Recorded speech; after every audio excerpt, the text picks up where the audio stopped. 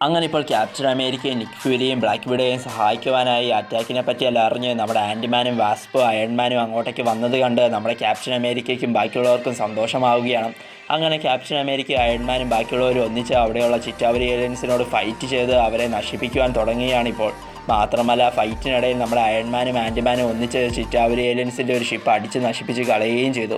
പക്ഷേ ഇപ്പോൾ അവിടെ അവശേഷിക്കുന്ന അവസാനത്തെ ചിറ്റാവരി ഏലിയൻസിൻ്റെ ഒരു ഷിപ്പ് ക്യാപ്റ്റൻ അമേരിക്കയും ബാക്കിയുള്ളവരെ അറ്റാക്ക് ചെയ്യുവാൻ ഇപ്പോൾ തുടങ്ങിയതും അപ്പോൾ തന്നെ ക്യാപ്റ്റൻ്റെയും ബാക്കിയുള്ളവരെയും ജീവൻ രക്ഷിക്കുവാനായി നമ്മുടെ ഗോഡ് ഓഫ് തണ്ടറായ തോർ അങ്ങോട്ടേക്ക് വന്ന് തൻ്റെ ഇടിമിന്നൽ കൊണ്ട് ആ ചിറ്റാവരി ഏലിയൻസിൻ്റെ അവസാനത്തെ ഷിപ്പിനെ പൊട്ടിച്ച് ഇല്ലാതെയാക്കുകയാണ്. ഇപ്പോൾ തോർ അവിടെ ചിറ്റാവരി ഏലിയൻസിനോട് ഫൈറ്റ് ചെയ്യുവാൻ വന്നത് കണ്ട് ക്യാപ്റ്റനും ബാക്കിയുള്ളവർക്കും സന്തോഷമാവുകയാണ്.